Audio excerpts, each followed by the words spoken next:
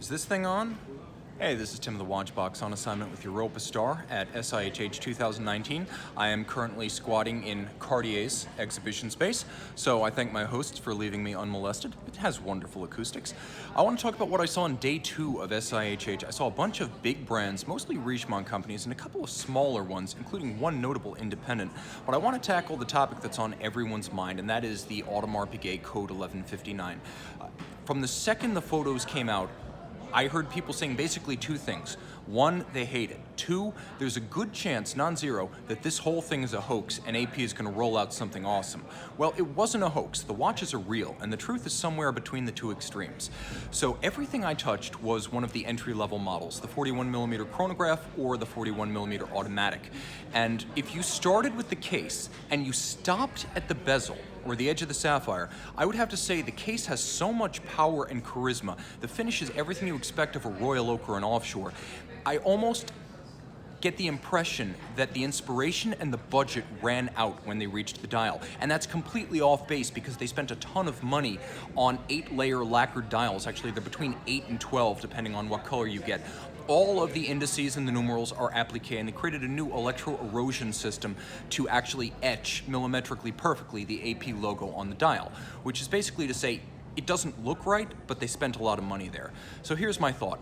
The perpetual calendar is the winner of the collection. It's gorgeous. I saw it, I didn't handle it, but you don't need to put it in the hand to realize that aventurine and a perpetual calendar is a winner. The minute repeater automatic, can't complain about a super sonnery. I heard it. Again, I didn't get to pick it up, but I did hear it, and it's the business. And finally, the tourbillon. The fact that the sonnery and the tourbillon both feature true enamel dials, and it does show in the quality, sets them apart. So we're left with the chronograph and the automatic. I think that you have to fall in love with the case and live with the dial. In other words, it's the opposite of a dream marriage. It's a real world marriage where you love certain things about the partner and other things, well, you let them slide. Should a luxury watch that starts at deep into 5 figures and costs 42 grand as an entry-level chrono be a watch that divides your opinion? I don't know. If you want a watch that evokes strong opinions, make no mistake, you could very well love and hate the same model. I love the cases.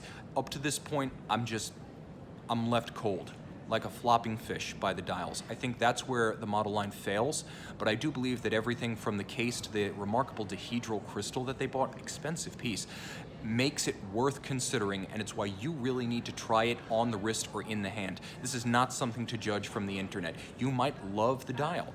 Okay, that said, AP was all about the Royal Oak this year. You feel like they brought a particularly strong set of Royal Oaks, starting with the Plum Crazy chronograph. I mean, it was quite literally a plum metallic dial, purple dial chronograph. They had another gold salmon dial, white gold jumbo 15202. They had a ceramic, black ceramic, with and this is a Royal Oak, with a tourbillon 70-hour inside. So they brought a collection of what would in a normal year for them have been a remarkable array of Royal Oak novelties, which is basically to say they had a great year, but everyone's fixated on the watch that polarizes opinion. I'm gonna go out on a limb and say if they keep production of these small, and I mean hundreds, not thousands per year, we'll see if that's possible, but they're only in white, gold, and rose right now. But if they keep production in the hundreds, I think they'll find happy customers. I don't think this is a mass market product, and ultimately I think that's my opinion. Great cases, so-so dials, and a very particular appeal that's gonna win the guy who wants wrist presence, not necessarily loop distance dial quality. The quality is there, the charisma is not. The movements, okay. The chronograph 4401 is gorgeous. It's the in-house integrated vertical clutch column wheel chronograph we've been waiting for, and I'm sure we're gonna see it sooner rather than later in the Royal Oaks. I also expect to see the 3120s, which have been around for about 13 years now. I expect to see those phased out for the new 70-hour 4302. Jumping into independence, let's talk about a small brand out there, Kari Voutilainen. I met him. He is a man, he is a brand, and he is a wonderful human being. A very kind person, a very encouraging person who is remarkably charitable about his description of my French. He also showed me an array of watches that were quite simply stunning. All variations on the 28, but we started with a Nacre dial and Nacre and Guilloche, mother of pearl and rose lathe, 44mm platinum piece unique. It's interesting because his wife actually helped him in the construction construction and orientation of the mother of pearl. We saw his standard vault weight 39mm, and he emphasized that he does custom. Do you want red galvanized with a custom cut? He owns his own dial company, Comblamine Cadran. He can give you color, he can give you cut. Do you want enamel? Do you want galvanized? Do you want lacquer? He can do it all. He can even give you flinke enamel. So the degree of customization is rare because of a lot of these guys who have reputations, AHCI luminaries, they say, you take what I offer or, yeah, nothing. And frankly, that seems to be the norm rather than the exception. Carrie is the exception. He will literally give you anything that is within his technical capability to offer. And he has a new 37.5mm watch that is wonderfully wearable on small wrists. Okay, after Audemars Piguet and Carrie, we may as well talk about Vacheron. Now, I saw their pieces on the first day. The new Patrimony watches with the rose gold case and the blue dials, they are lustrous, lush, and I think they have a measure of sex appeal previously missing in Vacheron watches. They always had grandeur, they always had a patrician hauteur to them, but they did not have anything that qualified as sizzle. You didn't touch the watch and imagine the spark and the sizzle of a hot pan. With these, you almost feel the heat coming off the dial. The sunburst blue and the rose gold is powerful, and while these are not new models, they do feel new. So Vacheron nailed it right there with a variation on a theme. Blue, of course, is the color this year. We'll talk about that later, possibly in another vlog. Also important to talk about is the Vacheron Twin Beat. I wore it, I handled it, I witnessed it as a true working watch, not simply a mock-up. It's not a graphic bit. It is a watch that works and delivers. 65-hour power reserve in standby mode, 4 days in operative on the wrist mode. Only 12.3mm thick and wonderfully wearable for a rather chunky 42mm gold watch. What struck me, and perhaps doesn't come across online, is the quality of the dial and the depth of the dial. The combination of the engraved and lacquered sapphires, the overlay of the guilloche above the main plate of the movement. It's a remarkably open dial that lets you glance deep into it, but at the same time it's highly legible, so it's a practical time teller. I think that's the perfect complication for what is unarguably not an everyday watch for most guys. You can put it down for 2 months, rotate through your collection, and come back to it for a special occasion, but I think it's brilliant. Okay, let's talk about Panerai. Last year they had those 38mm Luminor Submersible with ivory-colored dials and baby blue-colored straps and indices, and everyone felt it was too feminine. Well, this year, Panerai came back soaked, absolutely dripping in testosterone. I can't tell you what the theme was, but it's some combination of dive watches, adventure experiences, big cases, and, well, frankly, carbon fiber. There was a heck of a lot of Carbotech, but also titanium. Let's talk about the experiences. Now, they have one watch, a 15-piece called the PAM 983. It's the Guillaume Gradient Dial Limited Edition. The dial fades from green, blue to black, and if you buy one of the 15 pieces, you get to go with him to French Polynesia and actually free dive with the current world record holder. 126 meters for him, maybe like 12.6 for me, but that's the first adventure. So there are 15 of those. Now, 19 pieces, they have the Mike Horn PAM 985. It is the so-called Eco Titanium Diver. Gorgeous watch. Blue indices to set it apart from the green indices of the mass-produced model. This one's 19 pieces, and you will go with Mike Horn, who is a Panerai-sponsored conservationist and explorer, to the Arctic or Antarctic regions. I wasn't totally clear on that. And you will actually explore the polar regions and talk about conservation with Mike Horn. And I would imagine freeze your bitsies off. Okay, the final experience at Panerai this year was the PAM 961. 33 pieces, it has olive drab accents on its carbon fiber dial. This one actually gets you into a swim experience with Italian amphibious demolition divers, so roughly the equivalent of US Navy SEALs. They are a submersible special operations team, and you will go and you will dive with them and get some insights into what they do.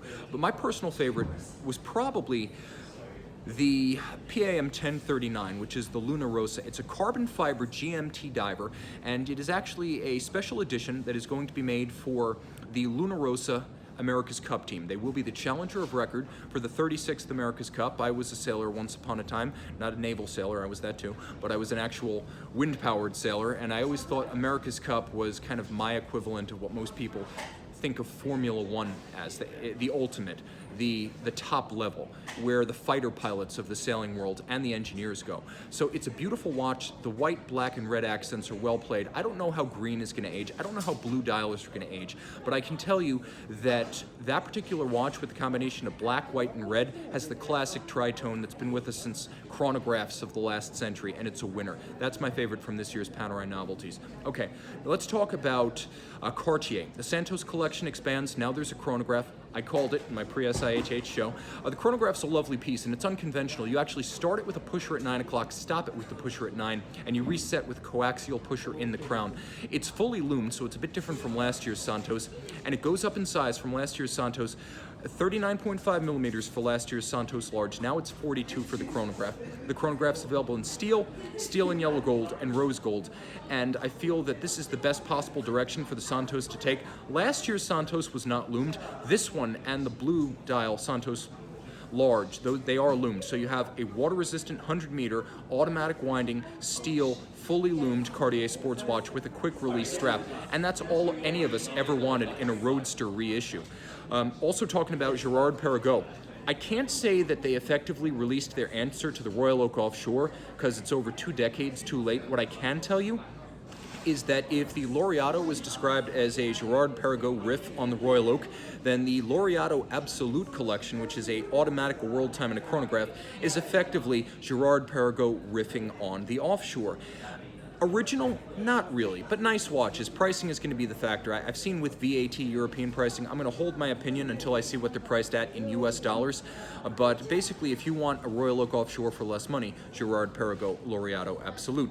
The Cosmos was special, however. 47 millimeters, 27 millimeters thick, zodiac sky chart with constellations, world time with 360-degree globe, manual wind 60-hour, 37 millimeter diameter tourbillon caliber. It was a sensational watch. If every standard GP were half as exciting as their big piece each year, they would be the hottest brand on earth. I don't think they can find their consistency between the high complications and the mass market pieces, but hope springs eternal, and they are a great manufacturer, and I wish them the best. Now, finally, what's my impression been on day 2? Well, everything was about the Vacheron Twin Beat. Easily the best piece anyone has offered. Granted, you can't buy it, and when you do, it's going to be over $100,000 when it reaches the market. But truly, blue sky thinking from Vacheron, which had a great year. From the 56 blue dials to the new Patrimony to the new Métier d'Art, the Mécanique Sauvage Animal Series, Vacheron had the year you would expect a Holy Trinity member to have. I would even say Vacheron took it to AP this year, and unless Patek has one hell of a Basel World, I'm giving the early award for Best of the Big 3 to Vacheron for SIHH 2019. You guys let me know in the comments below this video what you want to see in my Day 3 vlog. I will wrap up the whole show, but I try to take it brand by brand, day by day. I want to know what questions you guys have to ask, because I don't get too many opportunities to interact directly with you. Thanks so much. Thanks to Cartier for suffering my squatting and broadcasting from their booth. And thanks to you for making the best job in the world possible. Time out, Tim out. Thanks for logging on.